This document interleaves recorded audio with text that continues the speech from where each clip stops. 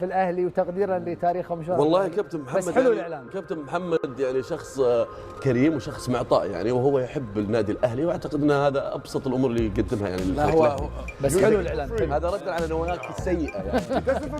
لا لا لا ابو تريكه ابو تريكه ديد فور فري. محمد ابو تريكه محمد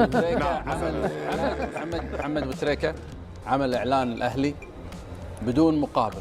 هذا ابسط شيء للاعب اسطوره، لانه شخص طيب اسطوره في نادي الاهلي قليل من ما اعطاه نادي الاهلي. والاهلي كان دور رئيسي في ان يكون اسطوره من اساطير الكره المصريه والعربيه. يعني من الترسانه الى الاهلي فرد الجميل، وهذا طبعا اللاعبين الكبار. بس ما رد الجميل للترسانه، فاول مره الترسانه مع الاهلي سجل واحتفل. لا بس هيثم فاروق بقول لك ايه، وسلسله الشياطين، انا مش عارف انت متسابق ازاي.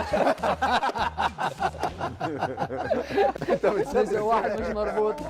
ان شاء الله نشوف استاد عالمي يليق بتاريخ واسم النادي الاهلي. الاهلي مهما تقدم له قليل، الاهلي عمل اسمنا كلنا. اي حد عدى جنب سور النادي له فضل عليه. كابتن ثابت الله يرحمه وكابتن محمد اول ما دخلت النادي الاهلي قال لي في اول اسبوع، كنت لسه جاي من الترسانه والحمد لله تألقت وبتاع، هو قال لي للاعلام بقى والقنوات عاوزه تعمل لقاءات، فانا ما كنتش احب، انا كنت اخلص الماتشات يا محمد واجري.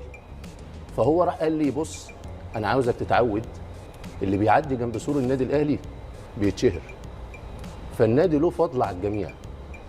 ومش معنى ان انت تعمل حاجه بدون مقابل انت بتمن على النادي، لا، انا قاعد هنا عشان خاطر انت النادي. ترجع جزء من دين النادي عليك. ايوه، انا قاعد هنا عشان خاطر النادي، اسم النادي. انا قاعد هنا عشان اسم مصر، اسم مصر والنادي هو اللي عملك. انا لو مصر لفضل ربنا سبحانه وتعالى، منتخب مصر والنادي الاهلي ما كنتش قعدت هنا، ما كنتش الناس تحبك. فدول كان طريق ان انت توصل لقلوب الناس. وانا الحمد لله قلبي ابيض وما بشيلش حاجه كره لحد، انا بحب الجميع، اللي بيشتم واللي بيمدح.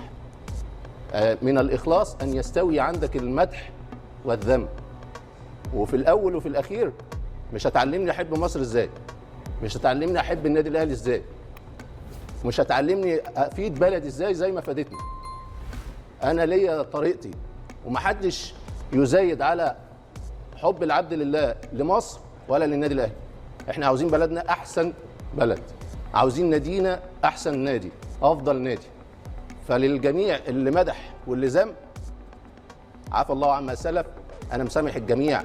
وزي ما النبي صلى الله عليه وسلم علمنا ان انت